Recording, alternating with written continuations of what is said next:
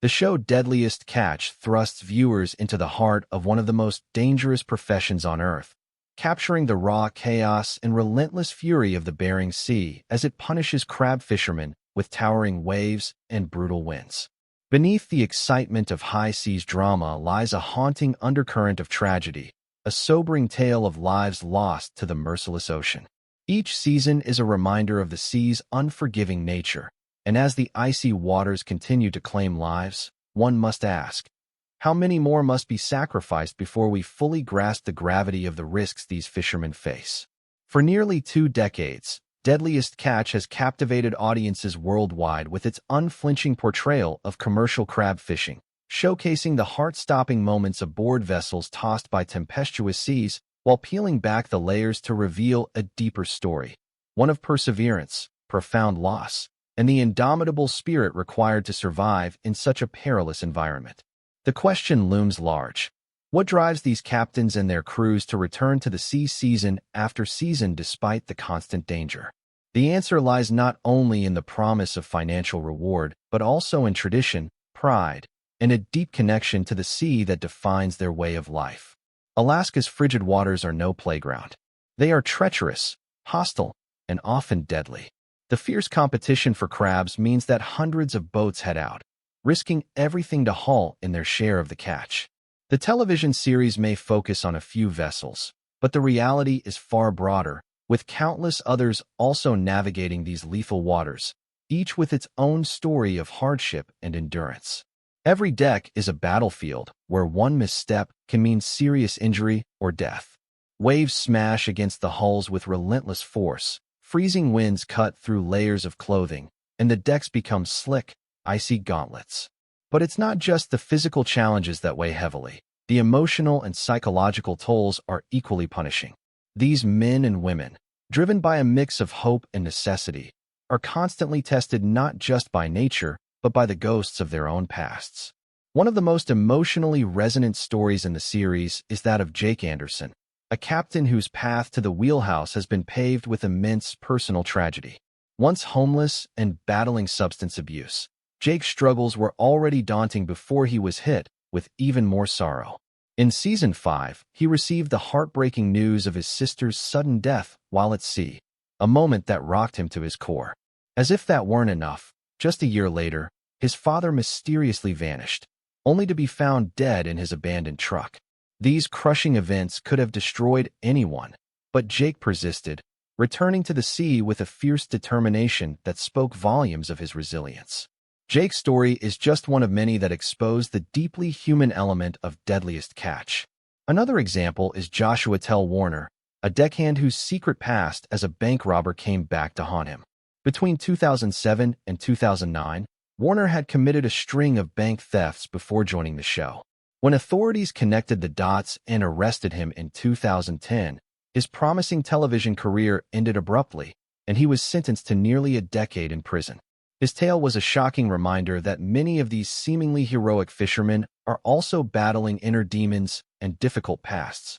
Reality television might glamorize aspects of their lives, but it cannot shield anyone from justice or personal consequences. Then there's Captain Sig Hansen, one of the most iconic and enduring figures in the series.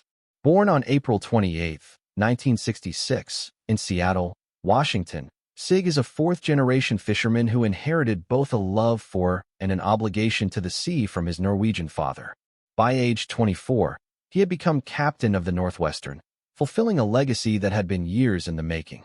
Throughout the show's history, Sig has been portrayed as a pillar of strength and leadership, mentoring younger fishermen like Jake Anderson and ensuring that his family name remains synonymous with Alaskan fishing excellence. His daughter, Mandy Hansen, has since stepped into the family business, pushing through skepticism in the male-dominated industry and proving herself capable of surviving and thriving in one of the harshest professions on Earth. Despite his commanding presence, Sig has not been immune to personal and professional hardship. His on-screen heart attack was a jarring moment for fans and crew alike, exposing the very real physical dangers that come with a life spent battling the elements. His close friendship with Captain Phil Harris added another layer of emotion to his journey, and Phil's death was a deeply felt loss. During Season 6, Phil suffered a stroke, and in a raw and powerful moment, insisted that the cameras continue to roll as he fought for his life. He ultimately passed away just days later, leaving behind his sons Josh and Jake Harris, and an audience devastated by his loss. Since then, Josh has tried to uphold his father's legacy by captaining the Cornelia Marie, facing numerous personal and professional obstacles along the way. Jake Harris, on the other hand, has struggled more visibly, his battle with addiction playing out in and out of the public eye. His downward spiral, marked by run-ins with the law and attempts at recovery, serves as a harsh reminder of the mental health challenges many fishermen face after prolonged exposure to the stress and isolation of life at sea. The challenges faced by the crew members who filmed Deadliest Catch are no less daunting than those of the fishermen themselves. These camera operators spend up to 5 weeks on the vessels, capturing more than 30,000 hours of footage each season under the same perilous conditions. They must contend with saltwater damage, freezing temperatures, and the constant risk of injury, all while striving to document the raw intensity that makes the show so compelling. While some scenes are enhanced or refilmed for dramatic effect, the danger is never faked. What viewers see is largely the real deal, genuine, high-risk labor carried out by people who put their lives on the line for every dollar earned. Financial hardship also looms large in the lives of these fishermen. Alaskan crew members often rely on state subsidies just to make ends meet, while out-of-state workers tend to earn higher wages. The 2005 implementation of the quota-based catch share system helped improve safety by allowing crews to wait for more favorable weather. But the Bering Sea remains one of the deadliest workplaces on Earth. Injuries, accidents, and fatalities are still a grim part of this industry. Over the years, the series has seen several high-profile exits, such as the Hillstrand brothers who departed after a legal dispute, and Captain Elliot Neese, whose struggles with addiction led to his departure. Although he celebrated 90 days of sobriety in 2017, Elliot was arrested again in 2022 for drug trafficking, resulting in a prison sentence. His downfall is a somber illustration of how quickly personal demons can resurface, especially in an environment as high-pressure as commercial fishing. Tragedy hasn't spared the production crew either. One of the most shocking off-camera events was the murder of director Joseph McMahon, who was fatally shot outside his home. Other crew members, like deckhand Nick McGlashan, have also succumbed to their personal struggles, with Nick's death from a drug overdose shaking both cast and fans. These losses serve as painful reminders that behind the thrilling episodes are real people with real vulnerabilities, many of whom battle substance abuse, depression, and the lingering psychological effects of their experiences at sea. The rawness with which it portrays life and death on the Bering Sea is unmatched in the reality TV genre. Viewers are not just watching a show about catching crab. They are bearing witness to the fragility of life, the strength of community, and the resilience of the human spirit. As the seasons pass, each new episode builds upon a legacy steeped in salt, sweat, and sacrifice.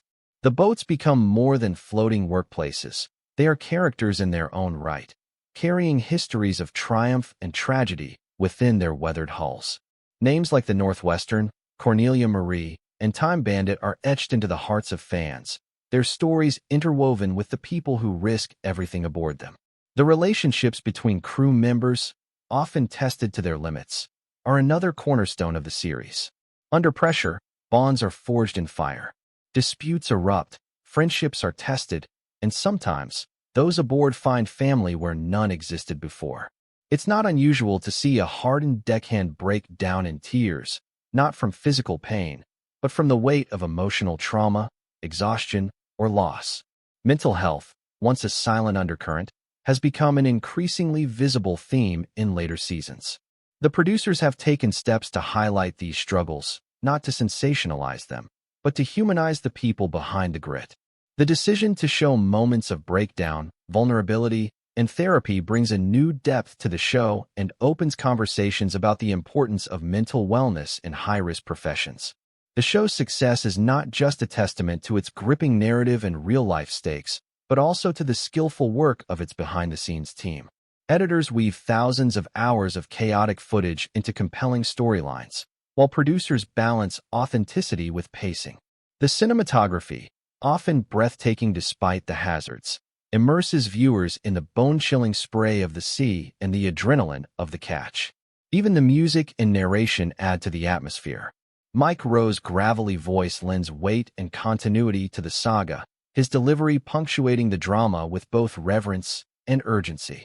It's a voice that has become synonymous with the series, a narrative anchor that holds the sprawling stories together. Despite the inherent drama, Deadliest Catch remains grounded in truth. It doesn't flinch from showing the grim realities of commercial fishing, disfigurement, financial ruin, addiction, death. But it also doesn't shy away from moments of celebration, births, marriages, successful seasons, and redemptions. These highs and lows mirror life itself, making the show deeply relatable even for those who've never set foot on a boat. As global audiences continue to watch, the impact of Deadliest Catch stretches beyond entertainment.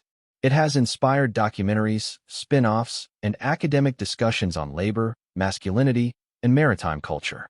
It has given voice to a profession often overlooked and has educated millions on the complexities of sustainable fishing and environmental responsibility.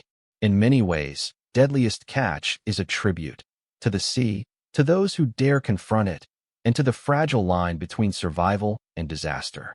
It captures not just the peril but the pride, the legacy, and the humanity of crab fishermen. For every man or woman lost to the depths, there is a story preserved on film, a memory that will continue to echo in the hearts of viewers for generations to come. And as long as there are brave souls willing to face the Bering Sea, willing to stare down nature's wrath in search of a living, Deadliest Catch will remain more than a show. It will remain a monument, etched in ice and storm, to the enduring spirit of those who risk everything for a life at sea.